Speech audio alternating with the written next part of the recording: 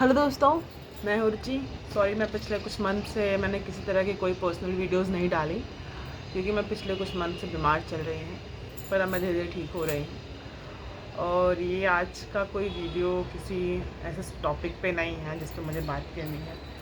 ये बस अभी 15 अगस्त पे कोलकाता पे हुए रेप कांड, क्या बोले इसको, जो भी है, उस विषय पे बात करना था। जिस दिन पूरा इंडिया इंडिपेंडेंस डे मना रहा था, उस दिन वो लड़की जो खुद को इंडिपेंडेंट समझ रही थी क्योंकि उसे लगता था कि वो एजुकेटेड है, वो अब डॉक्टर है, तो अब वो आज़ाद है, वो खतरे से बाहर है, उस दिन उसको मतलब इतनी बुरी तरह से रेप करके मारा गया। Just imagine.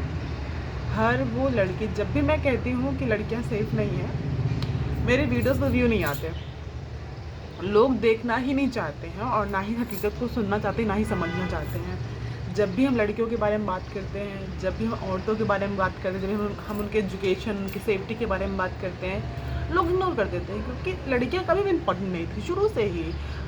इतने सालों के बाद आज भी कई ऐसे गांव, ऐसे शहर जहां उनकी पढ़ाई को लेकर इम्पोर्टेंस नहीं दी जाती। आज भी हमारे यहाँ लड़कियों को कराटे सिखाने से ज़्यादा इम्पोर्टेंट कथक सिखाना लगता है। आज भी हमारे यहाँ लड़कियों को मजबूत और ताकतवर बनाने की जगह खूबसूरत, कोमल, मुलायम बनाने पर जोर दिया जाता है। आज भी हमारे यहाँ लड़कियों को सुंदरता के तौर पे देखा जाता है, सजावट के तौर पे देखा जाता है, ना कि ये इक्वल ह्यूमन बीइंग के रूप में। जैसे हम मैंस को देखते हैं, जब भी हम आदमी की बात करते हैं हम उसकी सीरत की बात करते हैं, उसकी सूरत की बात नहीं करते। लेकिन जब भी हम औरत की बात करते हैं हम उसकी सूरत की बात करते हैं, सीरत की बात नहीं करते हैं। और जब तक औरत की सूरत उसको सॉफ्ट समझ के, उसको लड़की समझ के पाला जाएगा, तब तक ये सारी चीज़ें होती रहेंगी। इसको हम नहीं रोक सकते। इवन अगर आप 100% एजुकेशन ला देंगे ना, तब भी ये चीज़ें नहीं समझेंगी, तब भी नहीं सुधरेंगी चीज़ें। सबसे दिक्कत तो ये है कि हमने शुरू से अपने बेटों को नहीं सिखाया कि क्या सही है क्या गलत, पहली बात।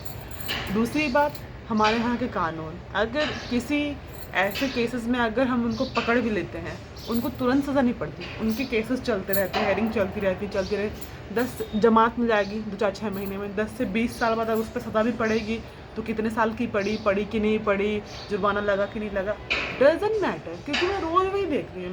मेरा तो काम ही है कि मैं 24 घंटे ऐसे लोगों के साथ रहती हूँ जो जिन्होंने ऐसा कुछ किया होता है, तो मैं तो रोज़ ही देख रही हूँ। उनको कोई फर्क नहीं पड़ रहा, वो जेल में आ रहे हैं, जेल में इतनी सुविधाएं हैं, एक एक चीज़ बंदियों को अवेलेबल है, उनको कोई कष्ट ही नहीं है, वो करके भी आ रहे हैं तो भी मज़े में है। वो किस बात का दुख मनाएंगे या किस बात का उनको दुख है? वो खुश है, वो इतने बड़े बड़े कांड करके भी खुश है, उनको कोई फर्क नहीं पड़ता। जब तक हमारा लॉ सुधरेगा नहीं, चलो ठीक है कि कोई गुनहगार छूट जाए तो छूट जाए, बेगुनाह को सज़ा नहीं पड़नी चाहिए, इस नियम पे अपना कानून है। लेकिन गुनहगार क्यों छूट जाए? ऐसा कानून क्यों नहीं है कि गुनहगार को सज़ा पड़े? जब वो कभी भी ऐसा कुछ भी करे जो इतना घिनौना है, उसको सज़ा मिले उस चीज़ की। जब तक एजुकेशन के साथ औरतों को पावरफुल नहीं बनाया जाएगा, कानून स्ट्रिक्ट नहीं किए जाएंगे, तब तक इसमें सुधार नहीं आएगा। और ये मेरा खुद का एक्सपीरियंस है, मैं खुद देख रही हूँ, रोज़ देख रही हूँ, रोज़। कोई फर्क नहीं पड़ता कि तुम्हारा बाप कितना पावरफुल है, कि तुम जिस सोसाइटी में रहती हो वो कितनी पावरफुल है, डजेंट मैटर। जिस दिन तुम्हारे साथ वो कांड होना होगा वो हो जाएगा, कोई नहीं रोक पाएगा, तुम्हारे पिता भी नहीं रोक पाएंगे, तुम्हारा बॉयफ्रेंड, तुम्हारा पति, तुम्हारा भाई, वो कितनी अच्छी पोजीशन पे हो, कैसे भी हो, जिस दिन होगा तुम नहीं रोक पाओगे। इसलिए चेहरा गंदा भी चल जाएगा, खुद को थोड़ा ताकतवर बनाओ कि कोई तुम पे झपटे तो तुम उसको झपट सको, ठीक है ना?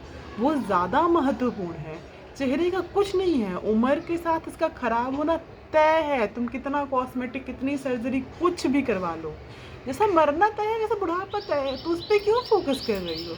अपनी एजुकेशन, अपनी फिजिकल स्ट्रेंथ, देश में चल रहे गैर कानूनी या इनलीगल चीज़ों के प्रति अपनी आवाज़, तुम्हारे लिए क्या सही है क्या गलत है, कैसे करना है कैसे नहीं करना है, इन सब चीज़ों पे फोकस करो।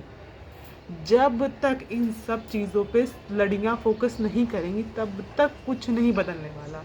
आज कोलकाता में हुआ है, कल दिल्ली में होगा तो कभी मुंबई में होगा, तो कभी छोटे शहरों में होगा तो कभी बड़े शहरों में होगा, कभी शहर के बीचों बीच होगा तो कभी दिन दहाड़े होगा, तो कभी काली अंधेरी रात में होगा। ये होता ही रहेगा।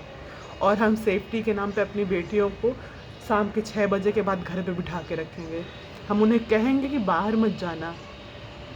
हम उन्हें ये कहते बैठे रहेंगे कि एक दिन ऐसा आएगा कि जिस दिन हमारी लड़कियां भी इंडिपेंडेंट होंगी।